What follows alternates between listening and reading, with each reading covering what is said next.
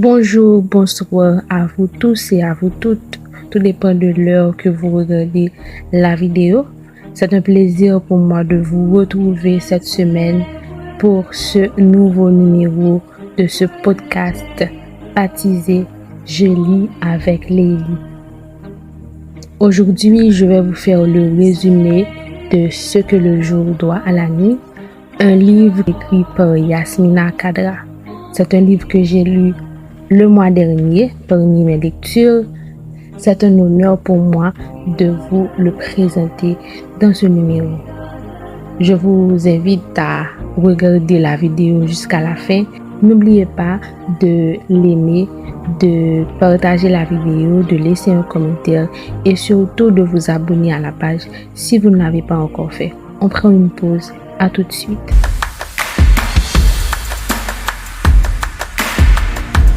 Ce que le jour doit à la nuit, un roman de Yasmina Khadra avec 210 pages environ, 20 chapitres et divisé en 4 parties.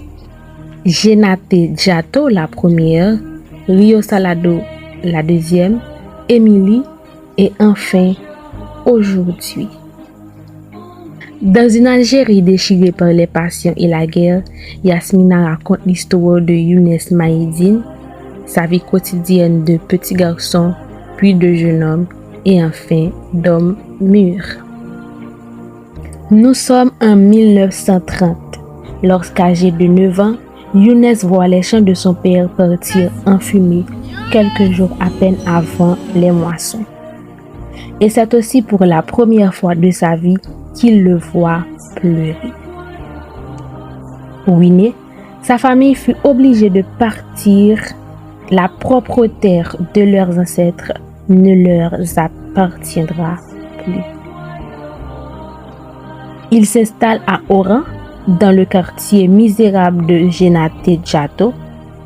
Empli de courage, son père ne s'attarda pas à trouver du travail. Il se tua à la tâche pour nourrir sa famille. Et c'est là, Younes découvrit l'entraide, la misère qu'il croit inéluctable, mais aussi une lueur d'espoir qui animait tous les habitants du Partio. Rien ne se passe comme prévu. On dirait que le mauvais sort semble s'acharner sur sa famille. Son père, très orgueilleux qui refusait toute aide extérieure, se trouva dans l'obligation un jour d'accepter que Younes soit pris en charge par Mohamed, son jeune frère. Celui-ci avait réussi sa vie. Il était pharmacien et a même épousé une Française, Germaine. Le couple n'avait pas d'enfant. Ils considéraient alors Younes comme leur propre fils et assura son éducation tout en le choyant. Dès lors, il devient Jonas et ne verra d'ailleurs plus jamais les siens. Je n'ai jamais revu ma mère ni ma sœur.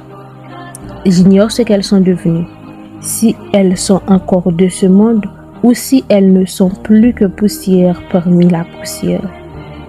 J'ai revu plusieurs fois mon père, à peu près tous les 10 ans. Tantôt au milieu d'un souk, ou bien sur un chantier, tantôt seul au coin d'une ruelle ou sur les pas d'un hangar désaffecté. Jamais je n'ai réussi à l'accrocher.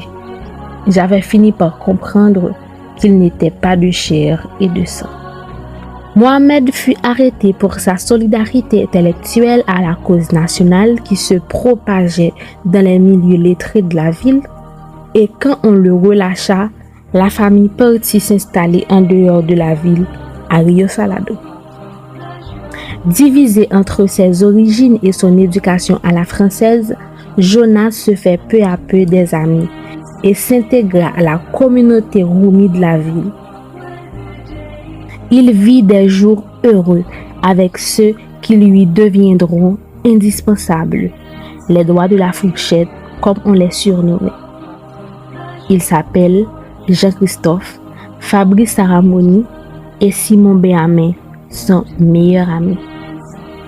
Jonas connut aussi la moisissure du racisme, des colons français qui traitent mal leurs employés en les laissant vivre dans des conditions inhumaines. Puis il vient alors Émilie, une beauté exceptionnelle.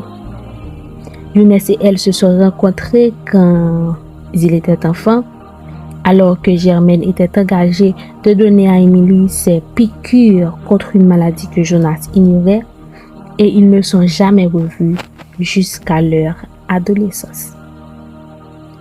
En revenant s'installer au village de Rio Salado, Émilie s'éprend de Fabrice, puis le quitta pour Jean-Christophe.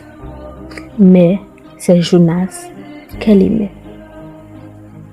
Malgré que leur amour était réciproque, il était impossible d'avoir une quelconque relation à cause d'une promesse que Jonas avait préalablement faite à la mère d'Émilie, avec qui il a eu une très brève aventure d'une nuit. Jonas ne voulait pas non plus trahir ses amis, ce qui lui fera souffrir durant toute sa vie et lui donnera le sentiment d'être seul et incompris. Et quand quelques années plus tard, Michel, le fils d'Émilie, écrivit à Jonas, ce dernier ne pouvait s'empêcher de se hâter dans un avion pour un retrouvaille sans pareil avec ses vieux amis. Michel lui confia une lettre qu'Émilie lui avait adressée une semaine avant sa mort. Cher Younes, je t'ai attendu le lendemain de notre rencontre à Marseille, au même endroit. Je t'ai attendu le jour d'après et les jours qui ont suivi. Tu n'es pas revenu. Le métoube, comme on dit chez nous, un rien suffit à tout, à ce qui est bon et à ce qui ne l'est pas. Il faut savoir accepter. Avec le temps, on s'assagit. Je regrette tous les reproches que je t'ai faits. C'est peut-être pour ça que je n'ai pas osé ouvrir tes lettres. Il est des silences qu'il ne faut pas déranger. Pareil à l'eau dormante, il apaise notre âme. Pardonne-moi comme je t'ai pardonné. De là où je suis maintenant auprès de Simon et de mes chers disparus, j'aurai toujours une pensée pour toi. Émilie. Plus d'un demi-siècle après la mort de son oncle, sa voix moribonde résonnait dans ses pensées. Si tu veux faire de ta vie un maillon d'éternité et rester lucide jusqu'à ce que dans le cœur du délire, aime. Aime de toutes tes forces. Aime comme si tu ne savais rien faire d'autre. Aime à rendre jaloux les princes et les dieux, car c'est en l'amour que toute laideur se découvre une beauté. Ces mots lui ont été dits par son oncle sur son lit de mort à Rio Salado. Mais parmi tout ça, il y avait cette phrase qui le marqua telle une prophétie. Celui qui passe à côté de la plus belle histoire de sa vie n'aura que l'âge de ses regrets, et tous les soupirs du monde ne sauraient bercer son âme. Oui, la vie est un train qui ne s'arrête à aucune gare. Soit on le prend en marche, soit on le regarde passer sur le quai. Younes avait beaucoup souffert à cause d'Émilie, à cause de son renoncement, son choix de vivre recluse de son drame après la mort de Simon qu'elle épousa enfin par la suite. Avait-il été heureux? Peut-être oui. Il avait connu des joies, des moments inoubliables. Il a même été aimé et il a eu 2 enfants, une fille, un garçon et 5 petits-enfants. Il avait aussi rêvé comme un mioche ébloui. Pourtant, il lui avait toujours semblé qu'une pièce manquait à son puzzle. Une absence qui mutilait sa vie. Ce que le jour doit à la nuit a été élu meilleur livre de l'année par le magazine Lire en 2008. Il a obtenu le prix France Télévisions la même année. En 2009, Il a obtenu le prix Corse, le prix des recherches en 2010 au Canada. Et la même année, le prix de la littérature internationale de Berlin. C'est un roman rempli de poésie et d'humanité. Le point de vue de ce jeune homme, partagé entre la communauté qu'il a vu naître et celle qui lui a été élevée, est une voix inoubliable. Le lecteur ne peut que s'attacher aux personnages, à leur passion, à leur pays. Une histoire d'amour impossible, une histoire d'amitié où les valeurs de loyauté, de franchise, de parole donnée ont toute leur place.